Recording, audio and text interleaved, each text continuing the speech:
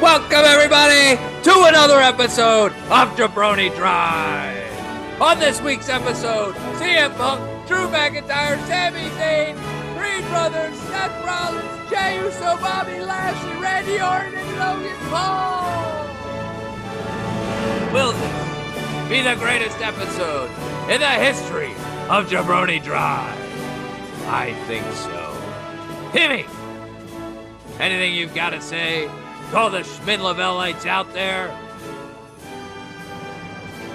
Finally, Schmidt has come back to Philadelphia. It is Schmidt. What the Schmidt in cooking. I love it.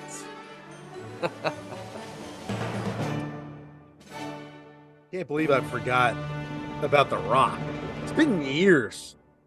It's been months since we've been doing this, Tom, and I held out on The Rock all that time. Finally, you have done. Timmy, yeah, it has. I can't believe you haven't done The Rock sooner. I think it's because maybe it was like, it's too obvious of a one for you to do. You know what I mean? And you just were like looking for the next one. And it just kind of was like hidden in plain sight almost. Well, speaking of the next one, Tom, seems like the next one might be on the shelf. Yeah, let's get right into that. We have a lot to cover this week. Another huge episode of Jabroni Drive. But before we do that, breaking news. Let's listen. But that support won't help me right now.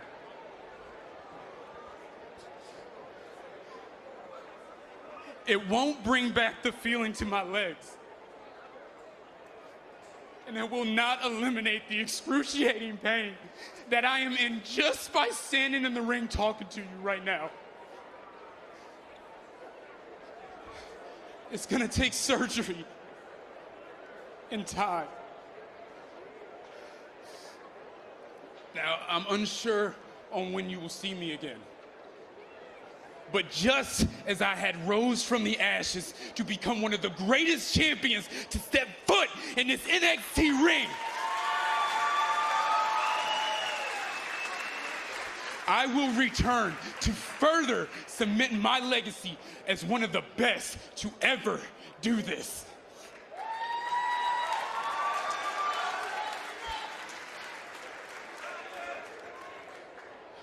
Now, this is not a goodbye. And I am far from being done. Let's just say, for now, I'll see you later. Man, it's upsetting news. It's sad news. You know, we mainly talk about main roster stuff. We've covered NXT. We're more main roster stuff though. But Wes Lee, one of the best young talents in WWE and NXT today, an up and coming star. We had thought maybe he would be involved in this 8-man tournament for the United States title. He was one of the names we were throwing around, and we'll get into that later. But we just want to extend, we feel for you, Wes Lee. Hopefully it's a speedy recovery. It's back surgery. They're talking 8 to 12 months. This guy, and just a reminder, and I know we have wrestling fans that listen to this show, but maybe throw this out there to the people that like to shit on professional wrestling. These guys are risking their lives every day when they go out there and they perform for us and put on the most entertaining show to me in the world. And, God bless you, Wes Lee, and we wish you a speedy recovery. Timmy, anything else you want to say on that? No, it's a tough sport that really wears on you. It's hard to do what they do on a daily basis. Keep your body in check, and they have to do it more so now than ever because of the demand of what these wrestlers are given. Right, like it's day in, day out. It's monotonous. And the promo you just heard right there it's not even a promo. It's really just him letting the fans know like what's going on. And I think the fans just really didn't. It's hard to decipher sometimes when you're out there and you're giving everything that you have into this business, and people don't know if you're being real or not. And I think that's why you heard some of it, like the indecisiveness in the crowd is like, should we cheer? Should we should we Yeah. pit? Like, what's going on right now? And it sounded very authentic to me. And the greatest part about modern medicine is that they are advancing in every avenue, in every aspect. So I fully expect to see Wes Lee back in the ring, doing what he does. He's a great entertainer. He had obviously a thing going on with Dom there for a little while that was very entertaining. We only got a piece of that, a little bit, but what we saw, we liked. And the future is bright for that kid if he can get back to the ring. And I hope to God he does, because, he's a big part of what the WWE is moving forward. So That's right. And our thoughts are with Wes Lee, and hopefully a speedy recovery and a full recovery, and he's back better than ever. Just a real quick note, Dragon Lee will be stepping in to take Wes Lee's place and facing Dirty Dom this Saturday at the NXT PLE. So let's go right now into a wrestler that just came back from a major injury and has had a major storyline. We're going to talk about Randy Orton. He was on Monday Night Raw and then later on Smackdown. And the big thing was both GMs were trying to sign Randy Orton to join their respective brands. We've talked about the draft at length and how it's kind of laughable. But Randy Orton ends up signing with SmackDown, a big sign for SmackDown. Timmy, did you like how this played out? And are you happy with him joining the SmackDown brand? huge loss for the Raw brand, big time. Big loss here. Not sure how Raw is going to survive without Randy Orton. Now, of course, Timmy's being silly there, and I think you're just pointing out that Raw seems to have a ton of talent, and SmackDown needs a guy like Randy Orton, who we've talked about in the past week or so as being a breath of fresh air. He's good to have back. Obviously a legend, future Hall of Famer, big signing for SmackDown. The joke is that if Randy Orton needs to be on Raw, he'll be on Raw. So let's hear what he had to say right after he signed, and maybe the main reason he did sign. Let's go. Yes!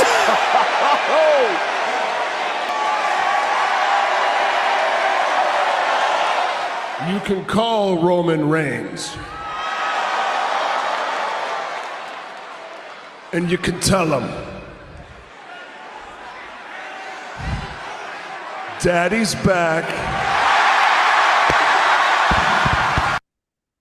Timmy, this is his catchphrase from the last week, but I guess is this leading to Orton Roman Reigns maybe at the Rumble? Dude, I'm so off kilter right now with. There's a lot of time until the Rumble, so we don't know where it's going to go, but at least we're going to have a little bit of him in the bloodline. Well, if you look at the storylines right now and how they are set up, yeah, it looks like Orton versus Roman Reigns again. And then it looks like Cody and Shinsuke, for the time being, we all thought that Cody and Roman Reigns is going to be like this 5-month build up to WrestleMania, and seems like plans have changed once again, which is great, I guess, depending on who you are and what you want to see. Right. So yeah, Orton back in the fold is huge for both brands, both Raw and SmackDown, for the WWE brand in itself. And yeah, there's talk about who Orton is, right? And there's a lot of legacy talk about Randy Orton and who he is and what he does. And yeah, there's people talking about him as being one of the best wrestlers of all time. how he carries himself in the ring, like what he does in the ring.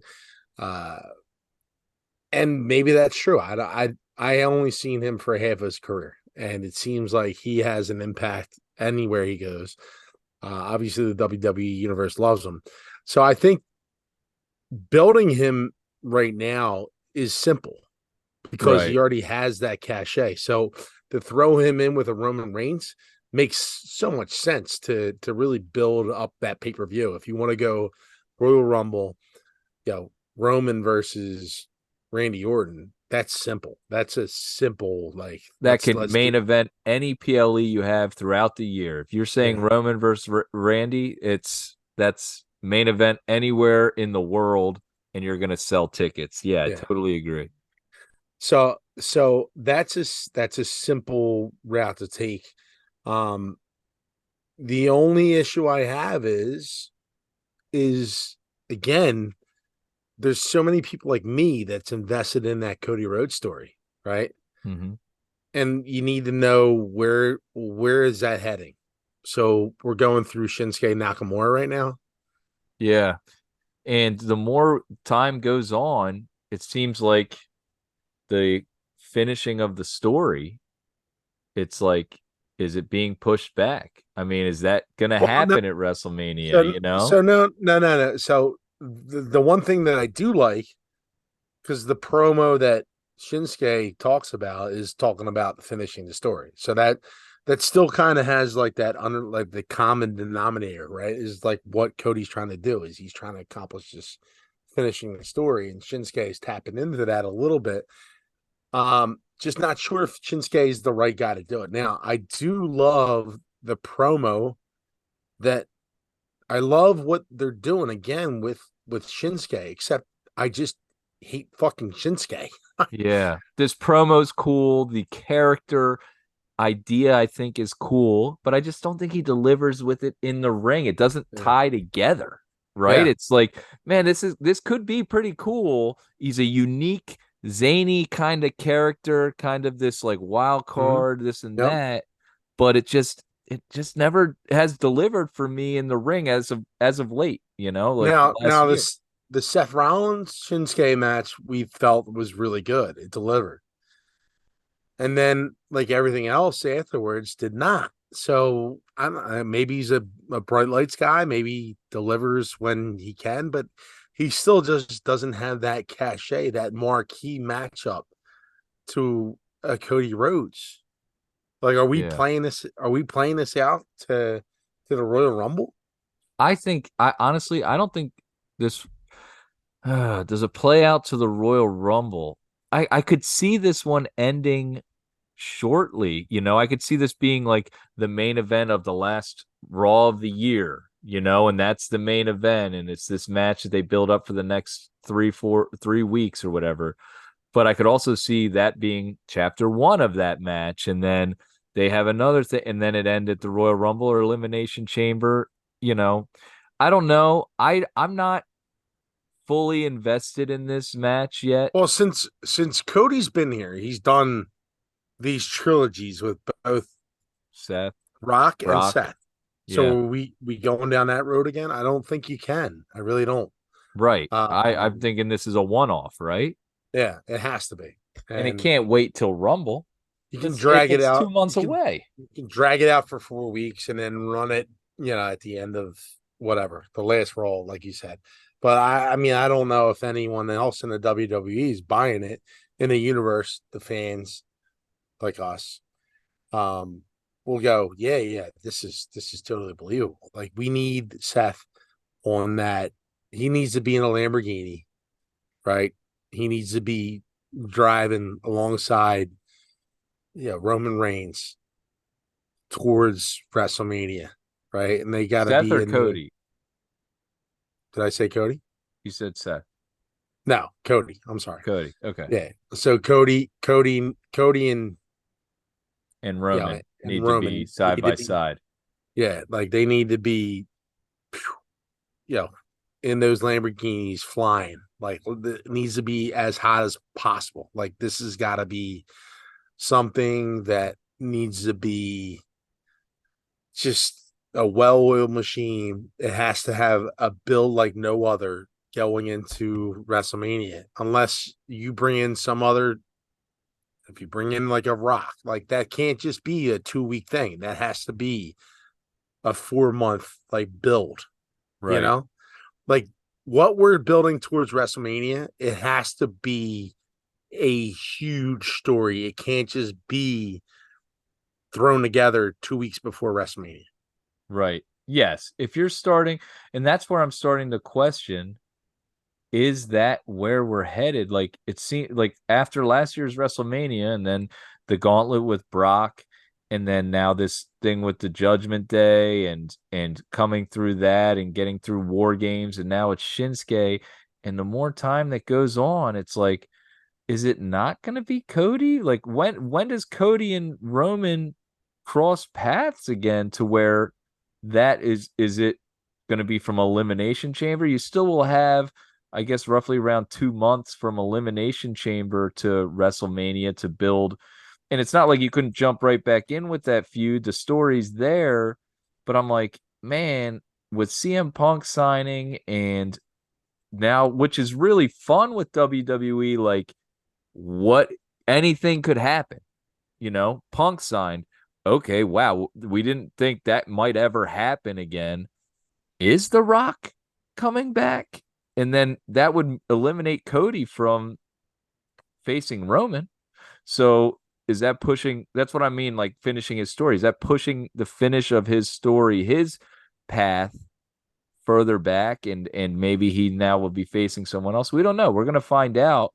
I just don't know when do they start circling him back to Roman Reigns and how are they going to do that? We'll find out if that's exactly what they're going to do.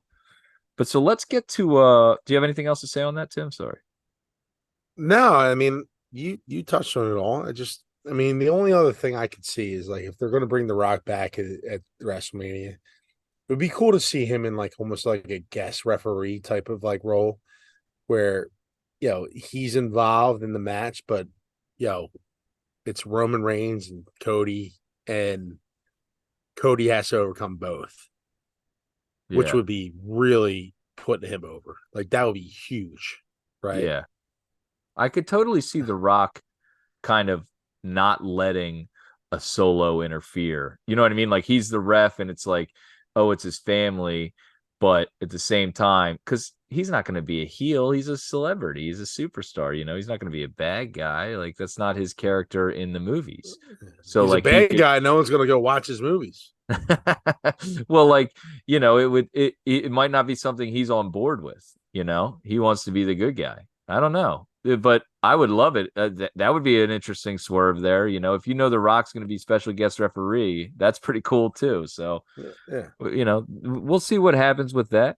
But let's go into where we're going to see what's going on with Punk. So Punk's going to be on SmackDown this week in a couple nights, and he's been advertised for the Monday Night Raw following. A couple questions that were thrown out there by the HJB is one, will we see Punk wrestle before Royal Rumble? And if we do, who would you like to see him face, or who would you think maybe he could face? Two, is this going to become a storyline with Punk as far as both brands trying to sign him? We just had that with Randy this past week where both GMs were going after Randy Orton. Is that what's going to happen this week too? And if they are going to sign him, which brand would you like him to be signed to? So to sum up those questions there, I know it's a lot right there, Tim, I just threw at you. Is Punk going to wrestle before Royal Rumble? If so, who would you like to see him wrestle? Will this be a signing trying to get Punk? And if so, where would you like to see him end up? So let's go first. Will Punk wrestle before Royal Rumble? I think he will. I mean, look, if I'm Triple H, okay, and I bring this guy back or Nick Khan, and he's been such a detriment to my business. Why would look, we already rolled the red carpet out for him at at in Survivor Chicago Series at War Survivor Games. Series. Yes. So we already gave him his pop. So why would I let him sit on the shelf for an extended period of time until Royal Rumble and then bring him right back out? So like if there's anything to what all the rumors are and all the chatter about CM Punk and the WWE, why treat him like some premier wrestler, right? When you could just roll him out. I'm not saying look, you have something in him, right? Like he is a top tier talent, I guess, in the industry, but like there's no need to save him for 2.5 months. I think you need to throw him in the ring and get him going. Like what's the benefit? Like they already know he's here. Let's get him involved in a storyline. Let's get him rolling and get him to Royal Rumble in some way, shape, or form, a capacity that he's going to have an impact. I think you have an asset in CM Punk that you need to utilize. You can't just shelf him for 2 months like you're doing with Jade Cargill and saying like, look, she's not ready because she was at the other company. You have a guy that's an industry ready dude that can deliver whenever you want. You're paying him probably a ton of money. You're not paying him to sit on the goddamn bench. Get him out and get him wrestling and get him involved in the storyline. My opinion. And I think you announce CM Punk next week will be fighting on he'll be fighting whoever on whichever brand, and ticket sales are going to go up, viewership's going to go up, and I think he could fight a couple times before Royal Rumble. And I'm thinking maybe a singles match where you announce the first time in 10 years CM Punk's going to be fighting on this show, blah, blah, blah. And you could do it for both shows. The first time in 10 years he's fighting on Raw. The first time in 10 years he's fighting on SmackDown, maybe. And maybe make one a tag to kind of help ease him back in. You know, he hasn't been in the ring in several months. But yeah, it's not like he can't come out there and put on a ring. He was fighting before. You don't want him to get injured before a PLE, but you put him with someone safe. And so I guess that leads to our next question, Timmy. Who would you like to see him to go against?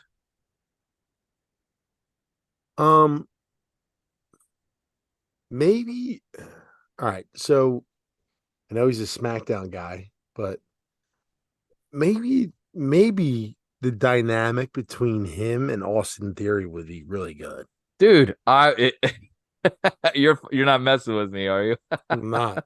Because I think I could see him come out this week and he's starting to cut a promo, and I really could see him being interrupted by Theory and Waller, and Theory getting in his face. And I think it helps put Theory on the map where he's going to have a spotlight wrestling match. People then, yet again, like we said with his match with Cena, when he was in the ring with Stone Cold, when he was in the ring with The Rock, the casual fan is getting used to seeing Austin Theory, and maybe it might be a couple years down the line, but they'll be like, oh yeah, I remember that guy, Austin Theory, with the match with CM Punk, or the match or the promo with The Rock, or whatever. I saw it on social media. They know the name Theory, they recognize it, and Theory can lose, and it doesn't hurt him. And Punk's back in the ring. He'll protect Punk. He sells. I love Theory. I think that's a great option. Yeah, and that also Theory makes a lot of people look pretty good, as we diagnose on the show plenty of times. Right. The other two that were brought up to me in passing were AJ Styles, I heard, but AJ Styles is obviously on the shelf. I know they have a history together back in a different promotion. And then the third, I heard that CM Punk comes in and joins Bobby Lashley's foundation. I heard he could be involved in like the Street Profits, Bobby Lashley, and CM Punk. Are you being serious? You heard that? You're messing with me. You're a jerk. You're such a jerk. Now, another one that I was technical difficulties. Another one I was thinking of was Dirty Dom. I feel like Dom is another person you could put with CM Punk, and it's a win. You can get the W. Dom makes people look good. He's not a big body. It's not like someone that he's a safe wrestler. The Miz would be another one that you could throw in there. Yeah. You know, but he's the go-to. the coolest thing that I saw over the weekend was Jim Cornette, I believe, gave his choice for Wrestler of the Year. Did you see this? No, I didn't. Do you know who he picked? Did he pick Dirty Dom? He did. Well, Shawn Michaels says that Dirty Dom is the MVP of WWE this year, and they listed how many matches he's had. I mean, the guy's on every freaking show. He's at Raw, then he's at NXT, then he'll show up on SmackDown, then he's going to be at the PLE for NXT, then he'll be on Raw again. It's just he's all over the place. And if Shawn Michaels and Jim Cornette are saying it, who are we to say no? Great. Yeah. Hey, speaking of where's he been? Well, that's another thing. And this is the whole interesting thing with he came out and helped Randy Orton. Yeah. So I'm imagining we're going to get some sort of a main event with Randy Orton, LA Knight, and the Bloodline. It's next week or this weekend. I say that tongue in cheek, Tom, because he hasn't really been involved in a storyline since his title match with Roman Reigns. But it's clear that the WWE realizes that they need to keep him relevant by running him out like during these different promos. So it's like a lot of people are probably like, well, what the fuck's he doing here? Like, well, he needs to be out in the crowd and people need to see him. So like he has to be on TV. Yeah. So he comes out in his jeans and whatever. It's like it's almost like the Stone Cold effect, right? Like where Stone Cold doesn't wrestle all night, but he comes out in a beer truck and hoses people down, right? So yeah, that's a different story there. But it's been interesting, Tom, like how his whole dynamic has changed. I hope that he isn't pushed aside. Right. Like that's the big thing is like, you don't want to lose that cash cow that you have in LA Knight, but you have to keep him relevant in the way, right? In some way, shape, or form. But you have so much else going on with like CM Punk and Judgment Day and all this other shit that's like really great storytelling. But like LA Knight sitting there like, what about my story now? Now, let me just throw something out there to you. It would be pretty cool if Friday night CM Punk comes out and he's talking on the mic, and all of a sudden, LA Knight's music hits. And next thing you know, these two are battling on the mic. I mean, that would be pretty interesting stuff. That would be a huge pop. And who knows where that, I mean, I think you throw, if you decided to throw CM Punk right into that, man, that would be must see TV. And there's been videos circulating, I'm sure you've seen these before, of CM Punk like rushing the ring, and there's bodyguards protecting the ring, and one of those bodyguards was LA Knight. Yes. Which is cool. It's a cool dynamic, and you can kind of play off of that a little bit. You could.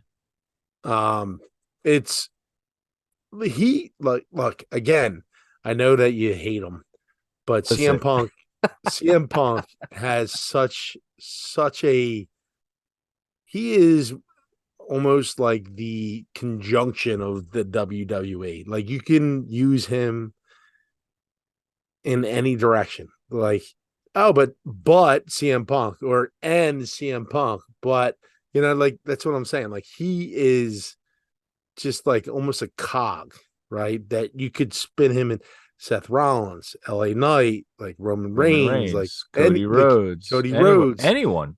You can mix him up like Brock Lesnar, right? Like all these guys that you can just really he's the straw that stirs the drink, really. And you just added that to your roster. And it's like, wow. Yeah. Man, and you give creative such another direction to go in, which is fantastic. It makes it so much fun for us because now we're like, man, where are they going to go? And we can talk about all these different avenues. And the Judgment Day, Yeah. Well, in the Street Profits, like you mentioned. So I will say this, and I'm just going to say, for as much as have not been a fan of CM Punk, I certainly recognize what he brings to the WWE and his signing and what he can bring as far as who he can wrestle, and that what Wait. you're talking about. Wait, what? What did he say?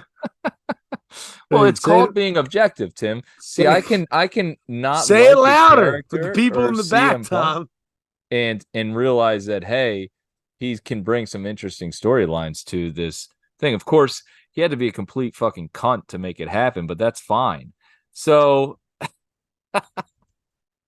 CM good. Let's move on now. Wait, the last question though. The signing. Where would you like to see him end up if he's signed to SmackDown or Raw? Yeah. You need to keep him on Raw. And like only Raw. You can't let him go to SmackDown ever. No, you're can't see being him. silly. Come on. Where would you want him to go? No, Raw. Seriously. Raw. Yeah. I think Raw is probably the more watched show. You got 3 hours of entertainment there. I think he fits perfectly on that channel. And everything that he does and speaks about, and he goes, he's more raw than a lot of guys, so you give him a little bit more leeway. But I just think he can fit in better with those superstars than on SmackDown. Yeah, it's tough for me to think of, because the big thing is you got 3 hours of TV on Monday Night Raw.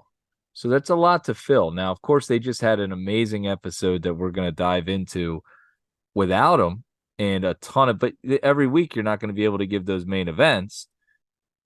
And then we have talked about in the past about how we don't have that star power on SmackDown where we could use a guy, and they just signed Randy Orton. But you got LA Knight, Randy Orton, KO, Roman Reigns, whenever I guess he decides to show up, Lashley. Logan Paul, Lashley, and I just feel like Logan Paul and Mysterio. Roman Reigns are AJ Styles. part-timers. AJ Styles hasn't been on TV in months, and you got Santos Escobar. Mysterio's Santos Escobar on the shelf.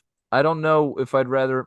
I'm leaning towards I want to hold off on the Seth Rollins thing, but we'll see if that's even a storyline. Maybe he just signs to Raw and that's it. But I don't know. You got Carlito over there. I don't know. I feel like I maybe want him on SmackDown. I want to keep him away from Seth. That can come. That can come later. You've always got that you can rely on. You got time on that. I feel like.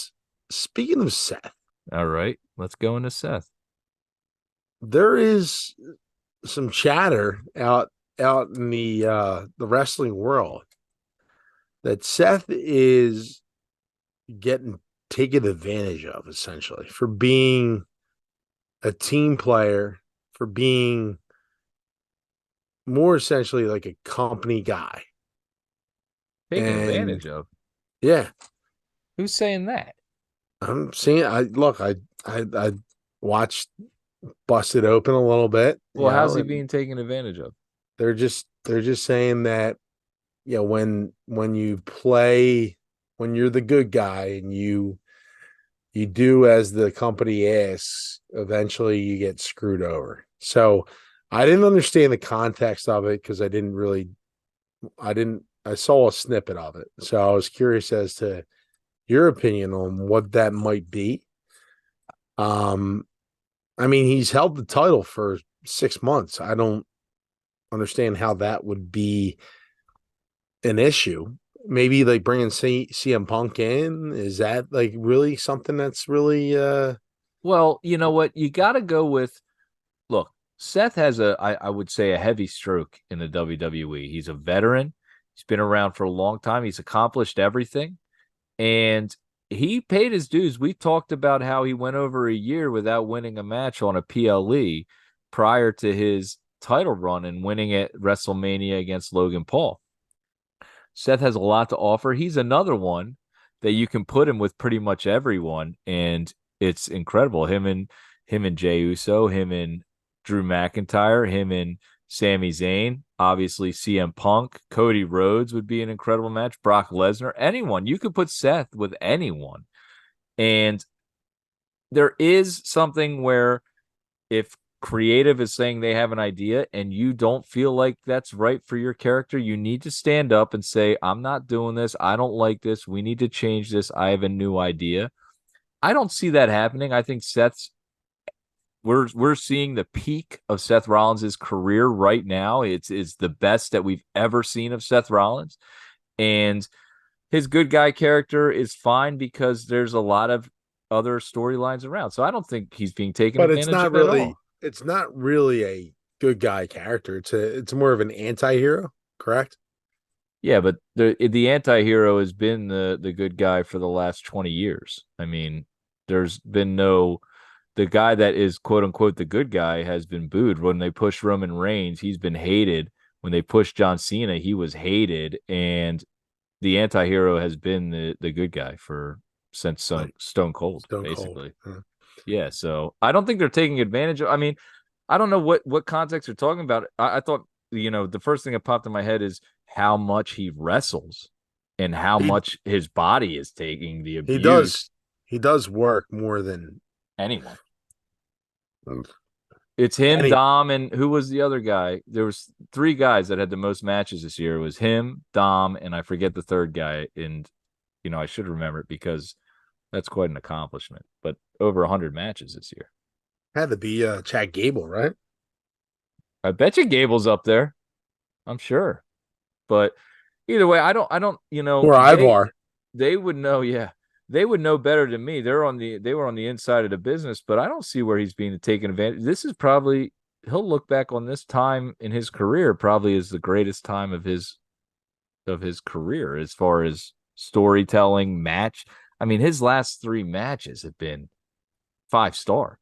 Drew McIntyre, Sami Zayn, Jey Uso, man, this guy is, I've never seen him better. And I've been watching him since 2012 when he debuted. And this guy, he's incredible. I don't know where he would be getting taken advantage of. But let's move forward. What? You weren't saying that 5 months ago. I know, Timmy. You always like to this is see for a little behind the scenes footage. See, Timmy, are we familiar with what a troll is? And what Timmy likes to do that. We're in a group chat, and he likes to start to maybe someone will bring up an idea or post a thing, and he likes to mock it or say oh this is you can't talk about an idea because then that turns into that's the Bible, and you've declared that this is exactly what's going to happen. I've been watching Seth Rollins for a long time. His best matches have been in the last couple months. I mean, how was his match with Finn Balor at SummerSlam? Was that a 5-star superstar match? So it was top notch. And if you look back at the review of the Shinsuke match, I think we said it was good. It started a little slow. It finished okay, but it wasn't great. The Drew McIntyre match was great. But that's not here or there. Whatever. No, let's move on. Yeah, let's not just Tom. start to stir the pot with something else that it doesn't matter. But let's go into another great match of Seth Rollins and Jey Uso this past week. Incredible match, incredible ending to Monday Night Raw. One of the best Monday Night Raws of the year, and they've had some good ones. From start to finish, this was a great Raw. What a main event. Each part of the match was building and building and building and building. The false finishes, the frog splashes, the super kicks, the curb stomps, whatever. Awesome match. I loved it. Seth, Jey, 2 of the best in the biz. What'd you think of the match, Timmy? Well, I believe you keep on calling him Seth Rollins. I believe his name is Seth freaking Rollins. What I loved about this Raw was it started out so hot, right? So you get these guys come out to the ring, right? Seth right? No, it started with Drew and Sammy. Yeah, so Drew comes out and he starts his shit, which was great. And first of all, we knew that the Drew Sammy match was taking place, which was okay. And then usually what we get is these 2 guys come out, they talk their shit, and then we see the match later on, and we get the opposite here where they talk their shit and then the match happens right away, and that sets the tone. And I'm not saying that the Raw can do this every single week. I'm not saying that they're supposed to do that every week, but it was a change of pace that is so welcome. That just really, it brings you in, right? Then the guy that comes out and talks for 20 minutes and does a whole segment, and then it's just some bullshit that another person comes out, and then another person comes out, and it's just like chatter. It's just bullshit. It's like, yo, let's get into the action. Let's go. And these are two wrestlers that we respect, that we love. They get a reaction. Drew lays it in every single time. Sammy, it goes above and beyond. He sells harder than most of the guys in the WWE. And that's what we got in the first match. And it's like it sets the tone. And I think you could say that really sets the tone for the rest of the locker room when they see these two guys go out and they deliver a performance like that. And they're like, dude, this show is going to be fucking real. Let's live up to that. Okay? Right. Like in the sporting event, Timmy, you're playing football. You got a guy out on the team that goes out and lays someone out right on the kickoff, and you're going, let's go. You know what I mean? It fires everyone up. Yeah, Boom. totally. Yeah. So, like, the match was great. And, yeah, obviously. Well, let's talk about that match and kind of the details of that match. Like you said, Sami Zayn, Drew McIntyre, two of the best. Sami sells. And the story they were telling in this match, Sammy's knee is starting to give out. And similar to the match with Seth and Drew at Crown Jewel, there was that moment of, hey, this guy's injured. The refs, hold on a second. He's hurt. At Crown Jewel, Drew waited. And he says that it cost him in the promo. Now, Drew has said, I'm not waiting anymore. Yeah. And he tackled, he does the knee tackle. And then, it obviously turns from there. But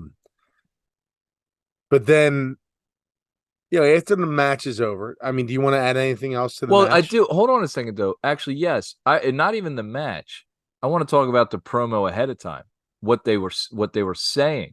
And Sammy said, you know what?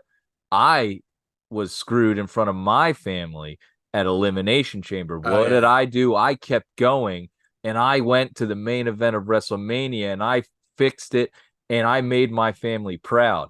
What are you doing? You think you're making your family proud? And that's when Drew snapped. Yeah. And that was awesome because it was like, you can totally be like, yeah, I can see. And Drew has really grabbed the truth of that raw, that real feeling of, I can see why he would react that way. You don't talk about my family. You know what I mean? Yeah. And that carried off until the post-match when it went into backstage. Yeah. And he was attacked then. Yeah, it is right now.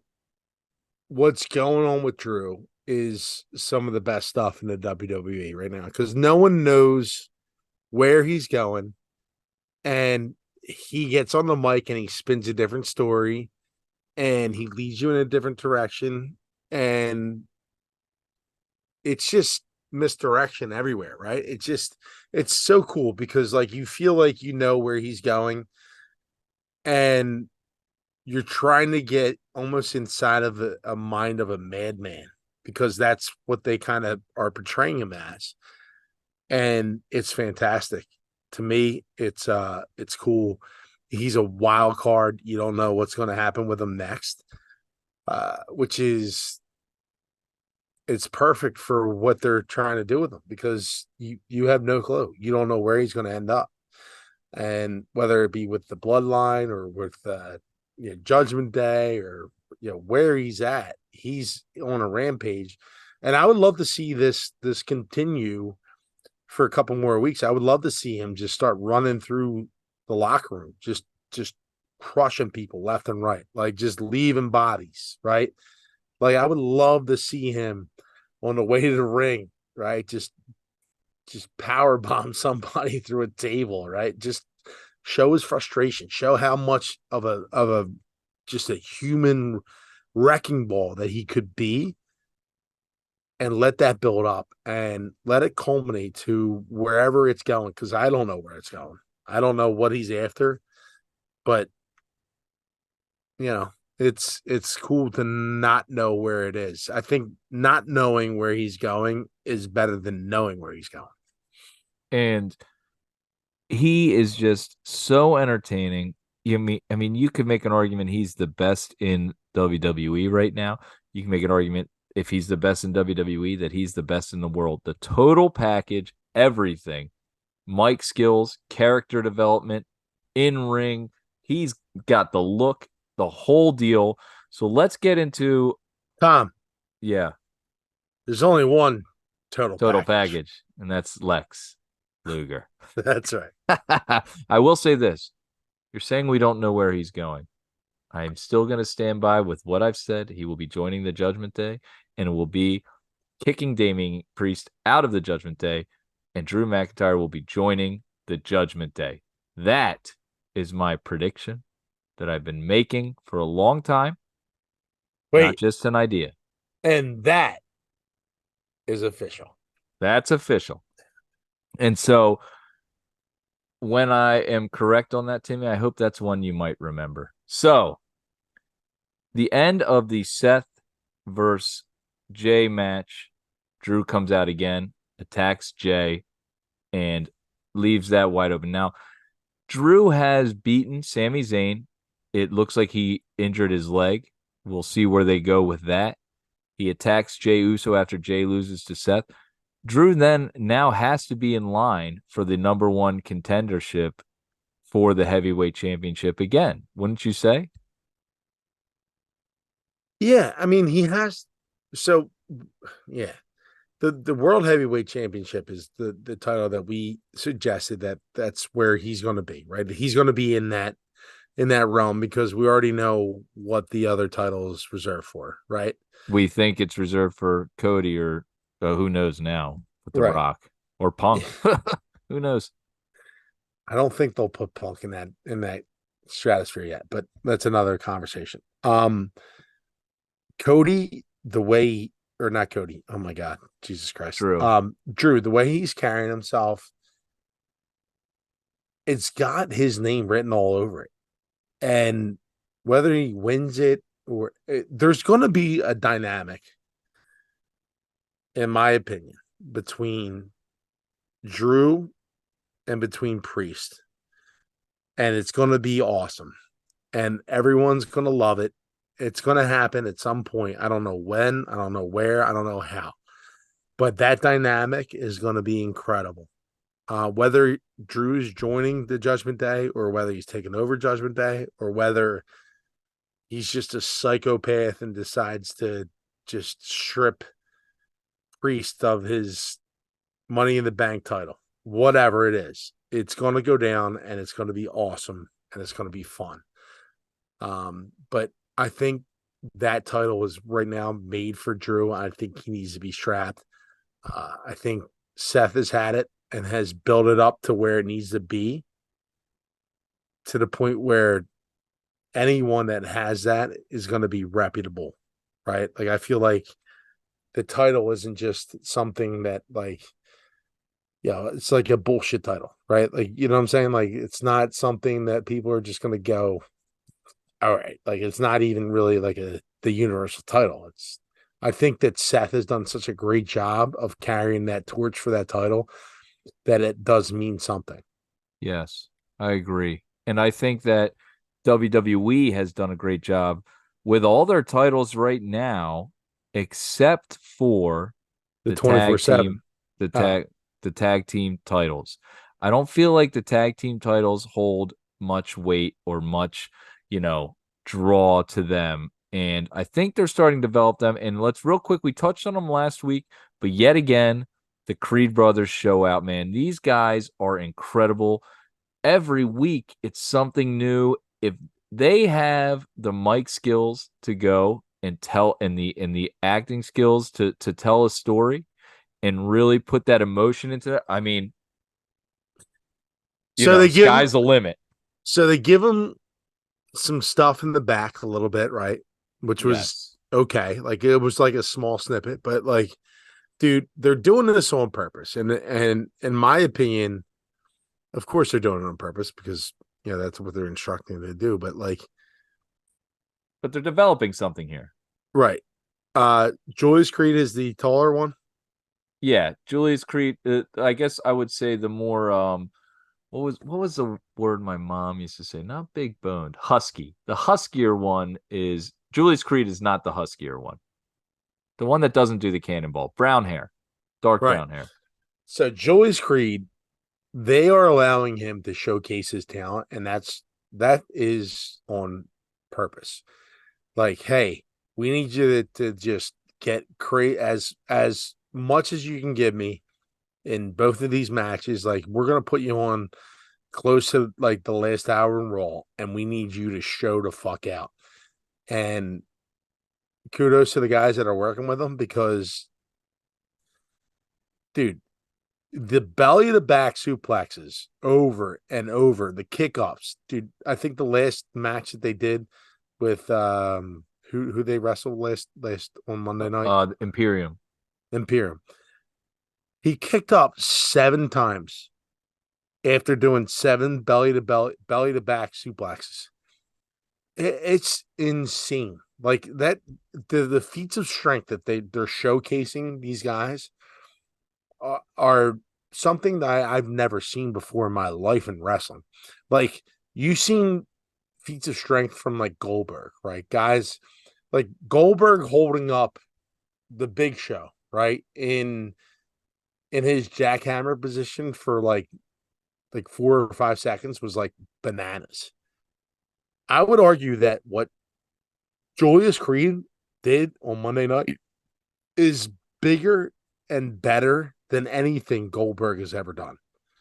That athleticism, that strength that he showed on Monday night is bananas, Tom.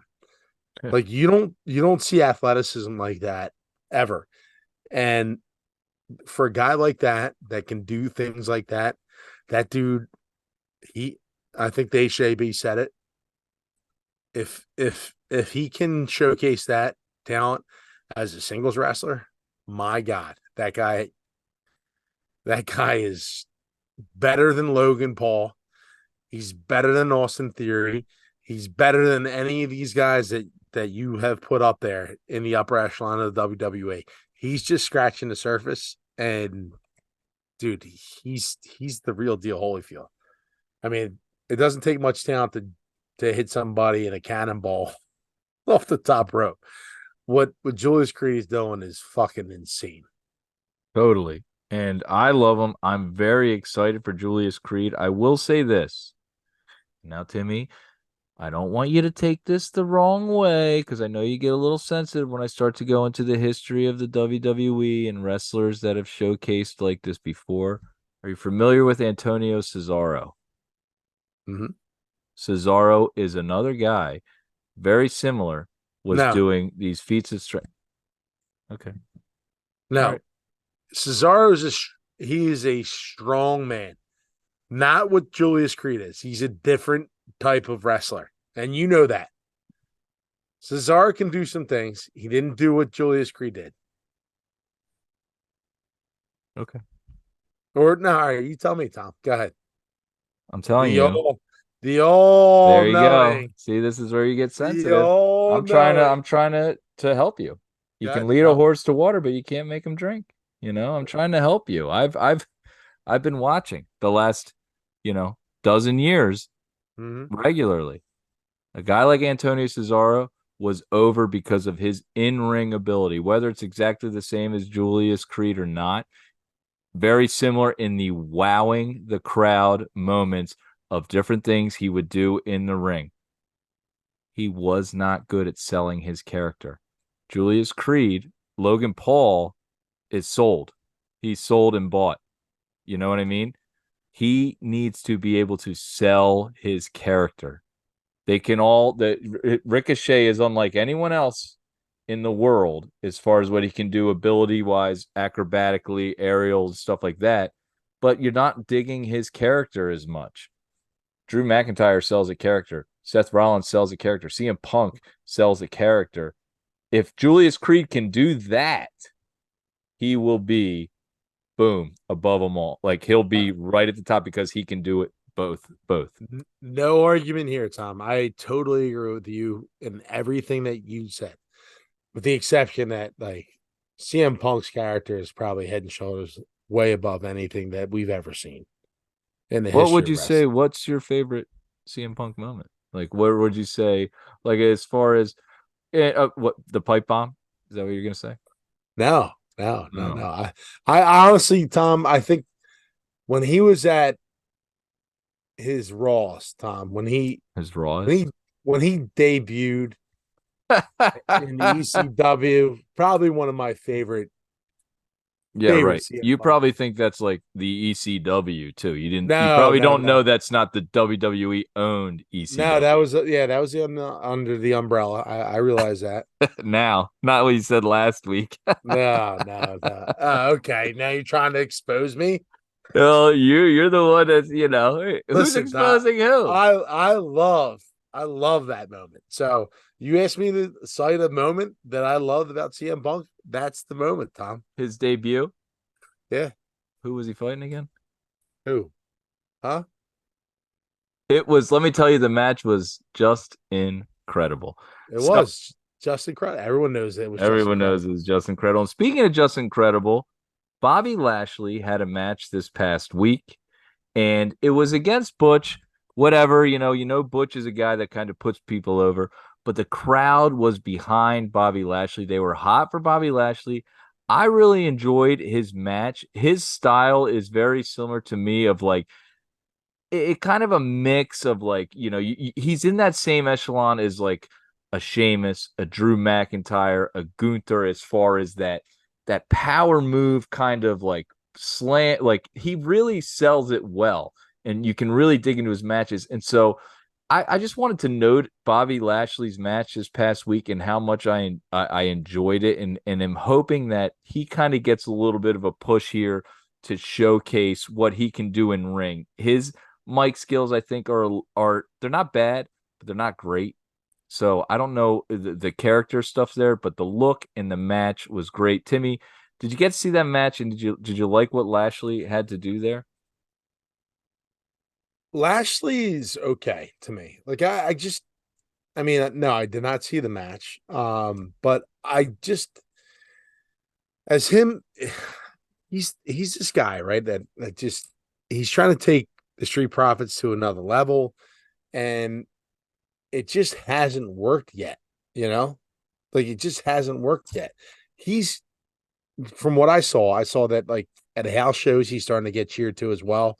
Like, I've seen that too as well. Like, they're pushing him, not pushing him, but like the crowd's kind of getting behind him. Yeah, they're getting behind him, which I thought was weird. You know what I mean? But I was like, man, they're cheering for him. They're doing he does like the 2 fist pumps, and I was like, man, they're behind that. I was like, okay, that's I didn't see that coming. Yeah, so I don't know what that is. I mean, I know a couple years ago he held the title for a little while. I don't know if it was a successful reign, but I mean, look, it's a little different nowadays, right? Like, where guys are holding the title for so long.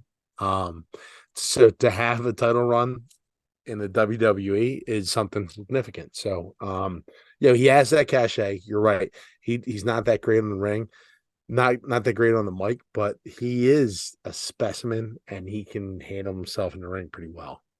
Yeah, he's great in the ring, and I don't think we're saying he's bad on the mic. It's just not like, he kind of comes off a little corny sometimes too. But he's a bad, like, legitimate badass that can hold his own, and his in ring is really good.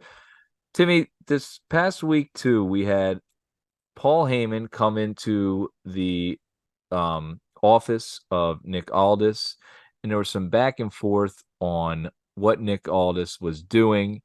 And where do you see anything going with this, is there going to be some resentment between Roman Reigns and Aldis, and kind of how maybe that dynamic works out? I just noted it because I enjoyed the interaction between Aldis and Heyman. I was like, oh, this is kind of cool.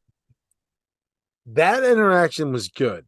The one interaction between Aldis that I want to highlight that tells me a lot about how this is going to go was the interaction at the end of SmackDown. With Orton. So after he signs them, you're saying? yes, yeah. Yeah. So if you guys have not seen it, Nick Aldis is out there and he's pushing his agenda, and he wants Randy Orton to sign a contract with SmackDown, and he eventually signs it SmackDown, and Aldis gets into the ring and he's ready to raise his newly prized fighter's hand and, you know, saying, hey, he's a SmackDown guy. And of course, it's an RK out of nowhere from Randy Orton. And Nick Aldis takes it like a champ. He sells it really well. And that's what I wanted to know about Nick Aldis. Is he going to be just this suit that is a guy that's going to be, you know, kind of hands off, or is he going to get involved? Because he has a history of wrestling. If you look at Nick Aldis, he's been a champion in other promotions and like a pretty significant champion. He's held world titles, and so the question was, like, to me, is like, is this guy just a suit, or is he going to get involved? And look, most people take bumps left and right? Like they do it left and right, but like Nick Aldis is, I think he's under the age of 40. He's very young in terms of his wrestling career. And I think that this could be an angle that like they use in terms of him being the GM of SmackDown. Like, can he get involved in some of these storylines? Just not as a GM, but as somewhat of like a wrestler too as well. Can he get involved? So that's kind of the interaction that I saw that kind of posed my curiosity. Like, oh, okay, this is interesting. Yeah, and you know, he's only 37 years old. I just looked it up. And he was the champion at NWA for a while. And him signing, we were excited to see him signed as a GM. And as a 37-year-old former champion at another organization, he has history with the wrestling world. And also another, is there an angle maybe with Pierce coming up too? You know, who knows? You could see them. There's been rumors of Corey Graves being able to wrestle again soon, the announcer. Nick Aldis seems to be in great shape. He's 37 years old. There's probably a lot of gas left in that tank. Interesting to have him as the GM, you know, when you sign him. And maybe he thought, hey, look, where am I going to go if I sign here with the WWE as a wrestler? Like, you know, he would get pushed to the back. I think a GM's a great role for him now, and maybe he can develop into that storyline. I would love to see him wrestle. I haven't seen too much of Nick Aldis. I just know, like you were mentioning, him being a champion other places. I'd like to see him in the ring and see what he has to offer. He's got an interesting character. Yeah. Carries himself well, too. He looks like a champ, you know? He has like that persona, right? Like that he can, like, when you look at our favorite guy that ran SmackDown and Raw for the last couple of years. Pierce. I mean, there's no man in the biz. There's no better guy than Pierce. There's no better guy than Pierce, and that's official. And that's official. And that's what he's doing now. That's great. But to bring somebody in, I think it's smart to have somebody. And again, we went back to this about having SmackDown and Raw as really legitimate, like, competitive brands. You need to have a GM, and you need to have like guys that really buy into what that brand is and say, like, hey, listen, our SmackDown guys versus your guys, your Raw guys, and you have a leader of that team. And that's the way it's got to be if you're really going to sell this draft thing. But if you're not, it doesn't matter like who you put in charge. Like it doesn't matter. Like you can't keep on like having these guys transfer back and forth, and like it just makes no sense. So Nick Aldis is in a good spot, and Pierce is in a good spot, and we're heading towards the draft, right? Like, doesn't it happen in January? No, the draft will be around May. It's about a month after WrestleMania. Okay. So yeah, in May we'll see what happens. But we were talking about that today, Tim, and how the draft I don't think is a terrible idea if you do it correctly. And to have two GMs like you're saying, and have them, okay, we're going to make a trade. I'm sending over this guy for the next 2 weeks. He's going to be on Raw and he's going against this, like I'm sending over, just make it make sense. And I feel like trades and loans, and I'm sending this guy here. I'm sending, hey, he's not supposed to be here. He's suspended. What's he doing in my arena? It can lead to the Summer or Survivor Series where you have the two brands against each other. But I don't hate the idea of the draft if they're just going to make it make sense. You know what I mean? And so two GMs is very important for that. And I would be curious to see how that would work out if they really went with that. Because then the draft might mean something. And you could throw NXT in there too and have Shawn Michaels be the third GM. And you say, we're sending up someone for this match. It's a one night thing, and then he's coming back down. Like, just say it. Don't just have it like, oh, Dom's on every show. You know what I mean? Or whatever it is. Totally agree. So the last thing I wanted to talk about was a guy we just talked about earlier. And let me see if I can pull a clip from some of his mic stuff. Let's listen to Mr. Logan. A champion is only as good as his challengers. And since Rey Mysterio got injured, I couldn't give him the rematch I was so excited for. So I got good news. I spoke with Nick Aldis, and we have created a tournament to determine my next challenger. The tournament will start next week and features 8 superstars. Santos Escobar. He didn't say Dragon it right. Lee. Karrion Kross. An NXT superstar. Could be anyone. Bobby Lashley. Grayson Waller. Austin Theory. And of course, Kevin Owens. So after that, out comes Kevin Owens. The Logan Paul, in the promo, he's talking about Kevin Owens, and he's the heel. He's the bad guy. He gets on the mic, and he starts referencing Kevin Owens' weight. And it's just something I want to talk about. And I know it seems silly, but he's referencing Kevin Owens' weight. He's mentioning that clearly I would beat you in a fight if we were going against each other. And he goes, look at me, look at you, all this other stuff. And I got to tell you, that's like a breath of fresh air, because in the past, in the last couple of years, they've gone away from that. And I don't know if that's a cultural thing or if that's pressure from anti-bullying and this and that. It's not nice things to say, obviously, but that's something a bad guy would say.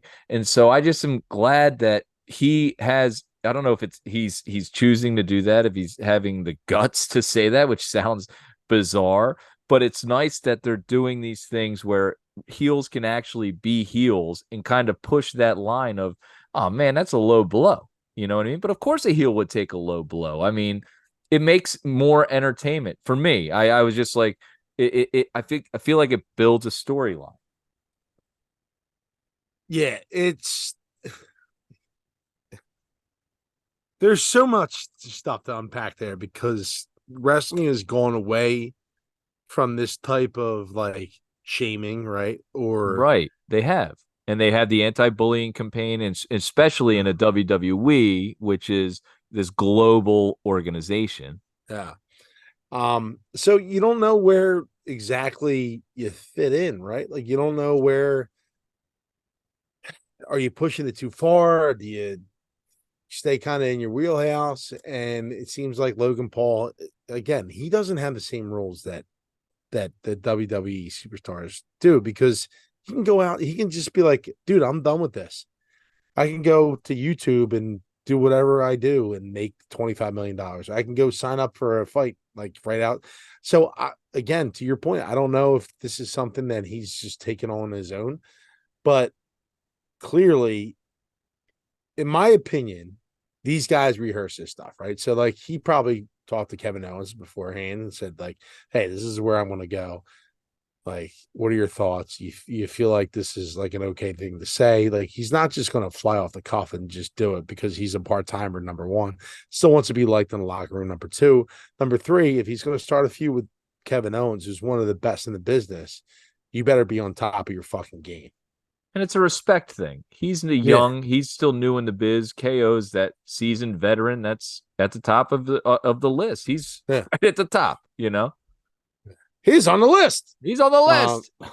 But I mean, if that's the route that they're going to go and they're able to start getting a little bit more edgy, that'd be cool. Like, that'd be different.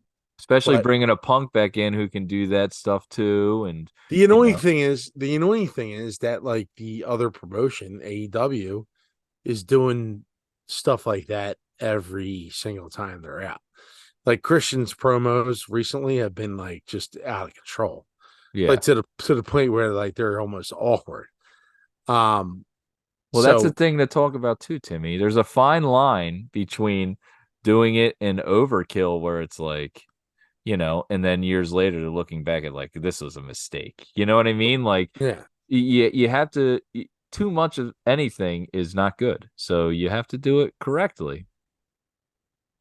Right. You got to be calculated with it. You got to pick your spots, stuff like that. But like, I mean, there's so many promos in my head right now. Like I can think of, you know, with in the WWE that were off color probably, but they hit the right way. Right. And like, and then I think about like what they're doing in AEW, like this Christian promo that I'm talking about. That's like, was just way nuts, like just crazy. Like, and I can't believe that like Edge coming from where he did at the WWE actually agreed to go with it, right? Like it's strange, like the depths that these people go to really get a reaction out of the crowd. And I don't know if that's where you need to go to really get that same reaction. You don't have to go that far. You don't have to go that deep. You can just call somebody fat and it'll elicit the same response as what you get when Christian and Edge do whatever they're fucking doing. You know what I mean? Right. It's cheap heat, like what they're doing. It seems like, you know what I mean. And his is cheap heat too, I guess. But it's like, I don't know. It's just it hasn't been done in a while in WWE, and it like we're hoping for that a little more adult, a little more edgy kind of content. And I don't know. I just noted it and I was like, wow, you don't see that very often. The last person I remember to do it was Randy Orton a couple of years ago, and the same thing with KO. So maybe it is they go to KO and KO's like, say whatever you want, you know, let's do this. But it was almost like he did it and the audience didn't know how to react. Like there was a pop, but it was like, whoa, like that's usually off limits here. You know what I mean? You don't talk about someone's appearance because it's not fair, you know, like it's not what the you know what I mean, that PG era of WWE. So it was cool to see for me. Tom, I loved seeing the bullying on WWE. Let's get back to that. Yeah. Well, we grew up with ECW, and you had the Dudley Boys saying the craziest shit imaginable. You know what I mean? The one thing, Tom, I do need to say. Do need to bring up, Tom, because we haven't really spoken about it. But we did not cover Gunther and Miz. Yes, we didn't. You're right.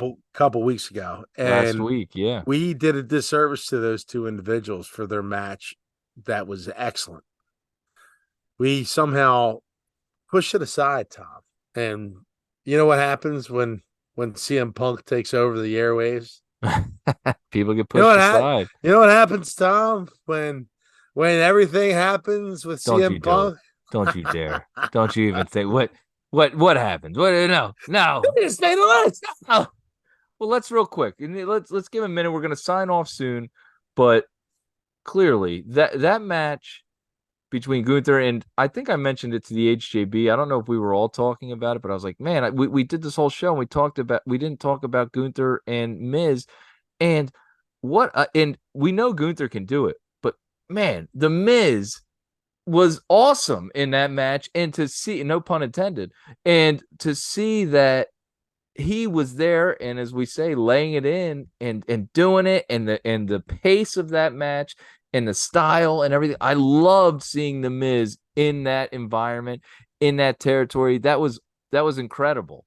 Yeah, the big thing that you were concerned about was what Miz is going to show up here. Right. Like what kind of Miz are we getting? And he was aggressive, like right out the jump.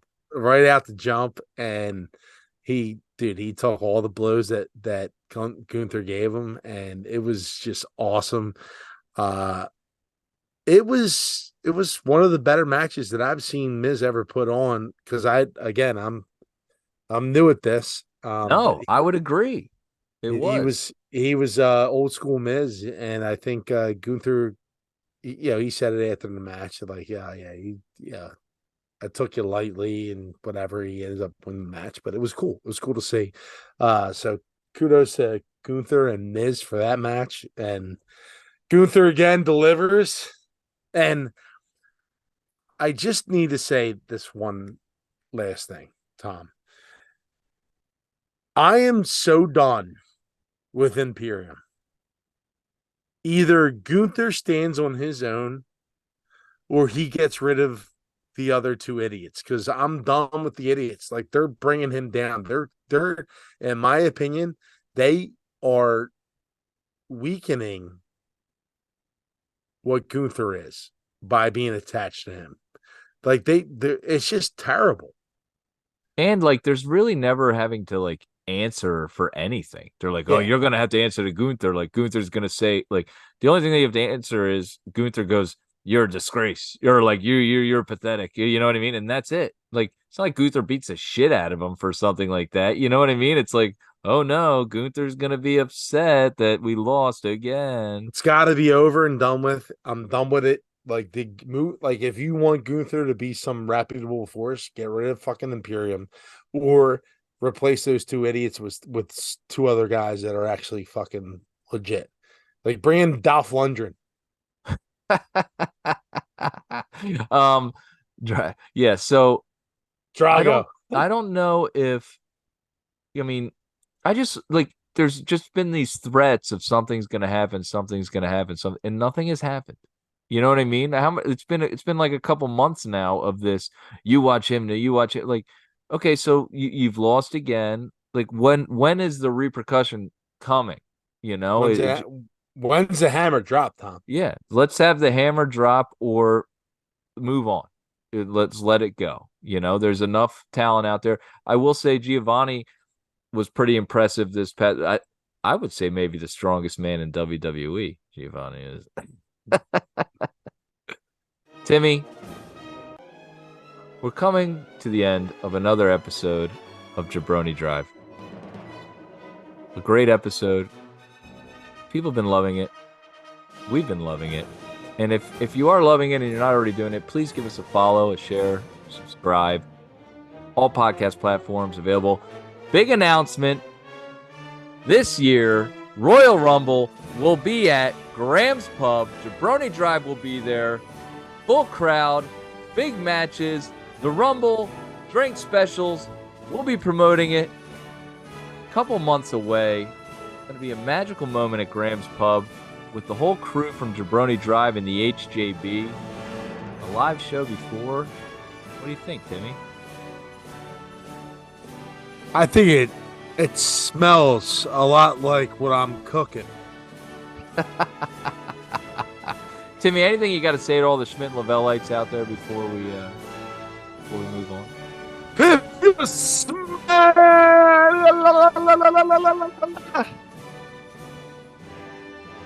what the Rock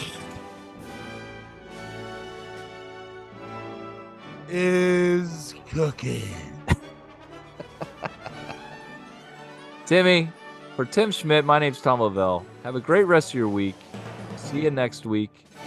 God bless you.